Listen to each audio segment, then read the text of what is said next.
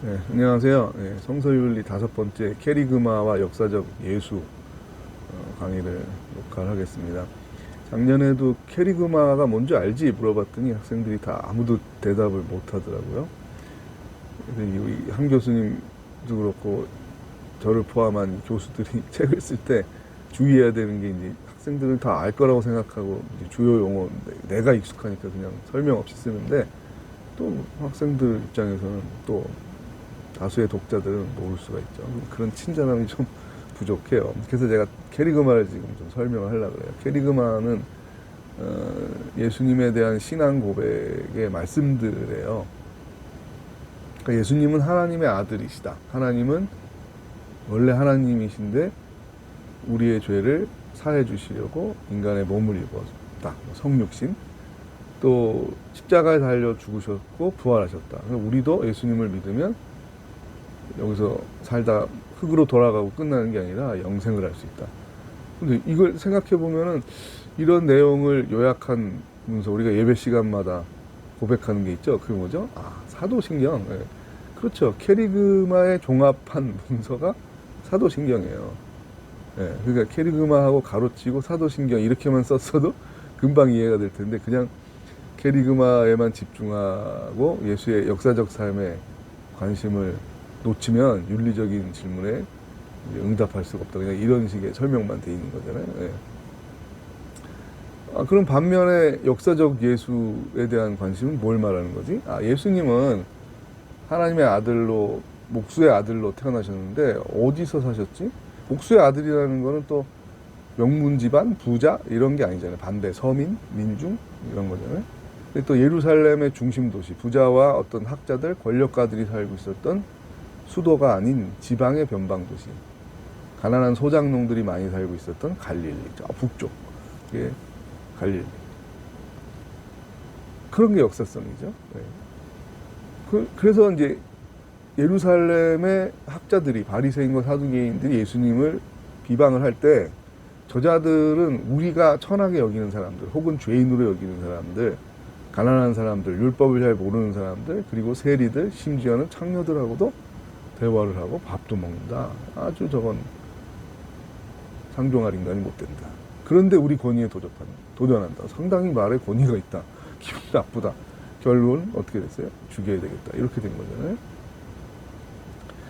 거잖아요. 예수의 역사성을 강조한 신학하면은 이제 80년대 대학을 다닌 학번이니까 8, 90년대 자기 목소리를 크게 냈던 우리나라의 민중신학이 있어요. 남미에는 해방신학이 있었고, 그만큼 이제 시대적인 상황이 민주화와 또 약자들의 인권 탄압이 있었던 그런 시대니까 시대적 요청이 있었죠. 그 요청에 잘 부응하고 자기 책임을 감당한 귀한 신학이라고 저는 생각합니다. 그런데 이제 일부지만 또 제가 그 세미나에도 가서 좀 의문을 가졌던 적이 있었어요. 어떤 분들은 이 한국의 개신교들이 보수 성향이 된 게 캐리그마에만 함몰되어 있다. 그래서 그거보다 우리는 역사적 예수를 계속 부각시켜야 된다라고 말하면서 메시아라는 말은 하나님의 아들이라는 말이 아니고 하나님의 대리자라고 번역할 수 있는 거고 시대마다 있는 거니까 우리나라로 치면 조선 말기에 그 세도 정치라고 그러죠. 허수아비 왕들을 세워놓고 권문세가, 안동김씨, 풍양조씨, 제 기억에 그런 외척들이죠. 중전의 그런 아버지 그런 집안들. 얼마 전에 그 과거로 회귀하는 게 유행한 드라마 나올 때 그 신혜선이 주인공으로 나온 그 철인 왕후, 철종 시대로 다시 돌아간 거잖아요. 거기도 보면 나오잖아요. 이 얼마나 착취가 심했어요. 삼정의 문란이라고 죽은 사람들한테도 세금을 과하고 소장농한테 60%의 세금을 뜯어가고 양반들은 세금을 안 냈어요. 우리나라 조선의 임금 중에서 양반도 세금을 내지. 땅의 8, 90%를 양반이 가지고 있는데 그 양반들이 세금이 면제고 소장농만 세금을 내요. 이게 말이 안 되죠. 그래서 양반도 세금을 내야 되지 않냐라고 말한 왕이 광해군이에요. 광해군 어떻게 됐어요? 그것 사실은 저는 그래요. 명나라에 대한 어쩌고 이런 거는 핑계고 실제적으로 광해군을 축출해달라고 결심을 했던 건 수구 세력이 양반한테 세금을 매겨? 이 괘씸한 그리고 인조 반정을 일으킨 거죠. 그 나라는 어떻게 됩니까? 청나라한테 후금이죠. 후금이 나중에 청이 되는 건데 후금한테 병자호란을 당하면서 완전히 굴욕을 당하잖아요. 근데 조선 말기에도 마찬가지예요. 일본한테 왜 그렇게 쉽게 우리가 당했나 생각해보면 우리 내부의 문제로는 그런 삼정의 문란과 양민 백성들을 수탈하는 그런 상황이었죠. 거기에 나타난 전봉준도 메시아고 우리 70년대 노동운동을 한 전태일 열사도 메시아다. 이렇게 진술하는 그 민중신앙 문서를 제가 봤어요. 이거 보고 제 의문이 들은 건 걱정도 되고 부담도 되고 그 캐리그마에 집중해 있는 천만 성도를 설득하고 끌어안고 가는 노력을 해야 되는데 이게 또 완전히 그러면 거부감이 들게 해서 위험한 신학이냐 이런 느낌이 들잖아요. 그런 양자택일의 문제가 아닌데 보수 성향의 기독교인들은 캐리그마만 생각하고 예수 믿고 천당 가면 된다. 사회 문제에 관심 없다.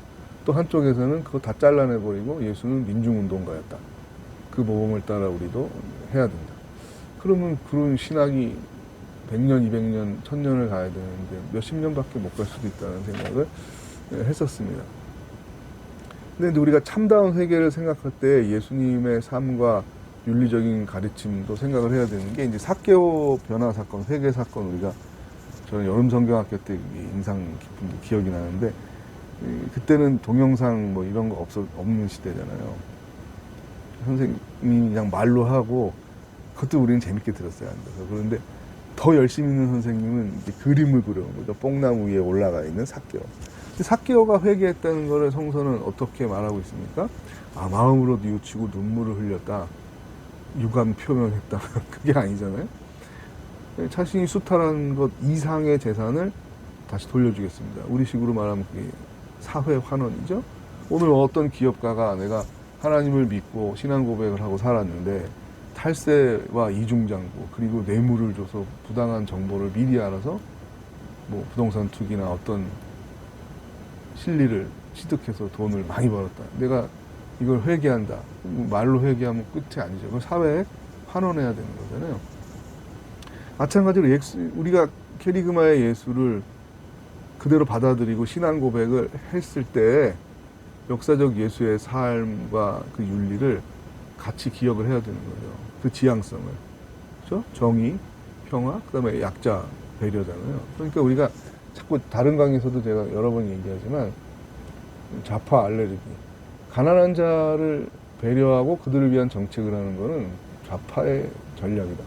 그건 아니죠. 하나님이 먼저 말씀하셨고 인류가 공존하기 위한 길을 성경이 보편적인 계시로 우리가 인정할 때는 이스라엘의 역사 안에 보편적인 가르침이 들어있다. 그걸 받아들이는 건데 그걸 좌파에다 책략이라고만 말하면 안 되는 거죠. 물론 제가 다시 한번 또 명확히 말합니다. 폭력 혁명, 사람들을 죽이고 돈을 강제로 뺏어서 나눠주자는 공산혁명은 당연히 기독교는 반대합니다. 저는 반대합니다. 또 신앙의 자유를 제한하고 억압하고 금지시키는 공산주의 체제는 당연히 반대합니다. 그래서 제가 말씀드리는 거는 뭐예요? 기독교인이 윤리에 관심을 갖자고 했을 때 그거는 세금을 통해서 빈부격차를 줄이고 복지제도를 확대하고 경제 정의를 실현하고 또 뭐 지구 환경으로 말하면 생태학적 지향점, 지구 위기, 기후 위기를 기독교인들이 앞서서 더 하나님의 창조를 보존해야 되겠다.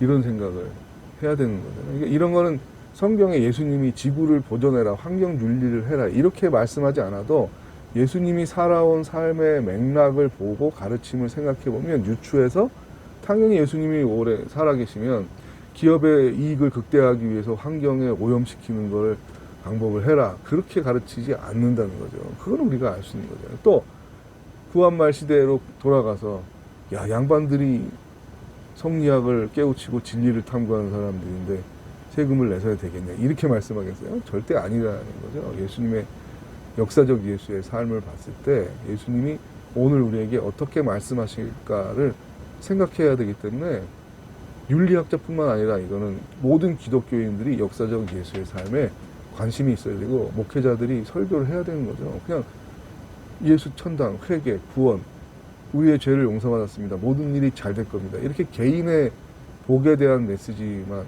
해서 천만이 됐다면 이건 큰 심각한 문제가 있는 거죠. 기훈실의 뭐 사회적 신뢰도 3개 종교 매년 나오잖아요. 신뢰도 계속 추락하잖아요. 만일 내가 종교를 갖는다면 불교, 천주교, 개신교 중에 어디를 선택할 것인가? 개신교가 계속 꼴찌를 달리는데 이제는 뭐냐 급락, 수직 급락. 개신교를 신뢰하지 않는다. 제가 올해 통계 2020년도도 잘 기억은 안 나는데 거의 한 60% 합치면은 보통이다 신뢰하지 않는다 그 정도 되는 것 같아요. 그러니까 과반수를 넘어가는 거죠. 코로나 이후에 더 이상하게 개신교가 이기적인 집단 이렇게 비추는 것 같아요. 그러니까 우리 한국교회의 급속한 성장에 이제는 양적인 성장을 목표로 할 게 아니라 예수 그리스도의 역사적 삶에 오히려 이런 관심을 갖고 윤리적인 가르침과 사회 개혁에 대한 실천에 나서야 우리가 신뢰가 회복되지 않을까 생각을 합니다.